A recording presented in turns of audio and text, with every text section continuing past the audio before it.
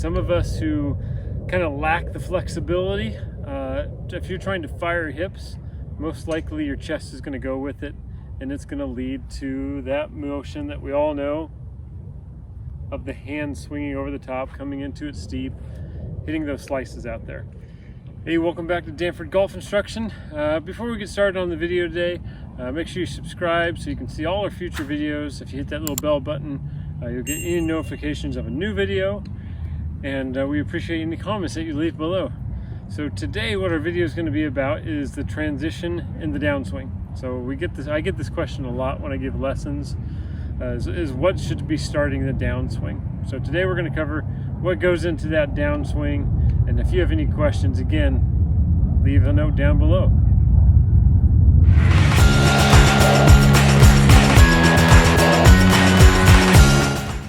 So what's going to start the downswing? We've been told, or I've been told forever, that the downswing, the first move should be the hips first, okay? And that's not necessarily wrong, but everybody's swing is going to require something a little bit different to make them basically hit the ball better. All right, some of us who kind of lack the flexibility, if you're trying to fire hips, most likely your chest is going to go with it, and it's going to lead to that motion that we all know of the hand swinging over the top, coming into it steep, hitting those slices out there. Okay, so simple test, I've done this in past videos, is if you can move your upper body without your lower body moving, all right, that's good. Now if everything moves together, your idea of trying to start your hips first is probably not the best idea for you. All right, the other idea is when you're right here, is if you can move your hips without your chest moving also, then most likely your hips are going to start the downswing, and it's going to do it something automatically. It's going to be an athletic move, just like if you're throwing a ball, the first move is the hips move, hands come back, all right? So especially if you're out there, if you're like playing softball or baseball or throwing a football around, and if you can still do it really athletically and throw the ball pretty good, most likely that you're going to do it automatically. You shouldn't have to think about it too much in your golf swing. Lots of times we get so caught up in trying to make something that all the guys on TV tell us to do, which is fire our hips first. All right, that's not necessarily the right thing for what your body is able to do. Okay, so here comes the different ways that you can do the transition. All right, so the first one, yes, of course, you get it to the top. Your first move is your hips start to rotate a little bit.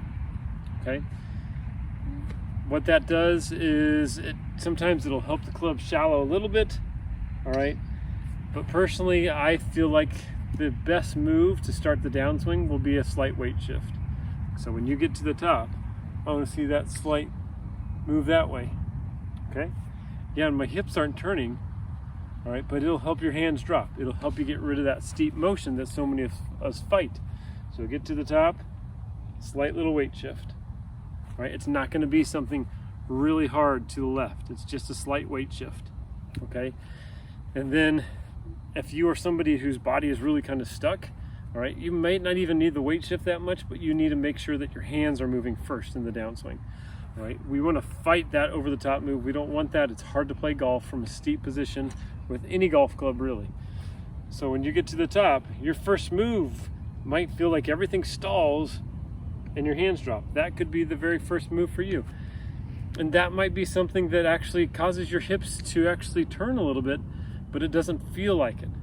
That's the hard thing about golf, is trying to create a swing after not knowing exactly what it looks like. So if you can tape yourself, that definitely will help you out.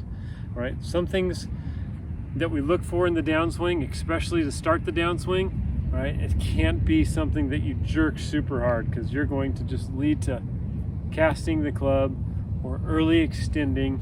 All right, it's got to be nice and smooth, so when you get to the top, it's almost like a little pause, and then the hands come down.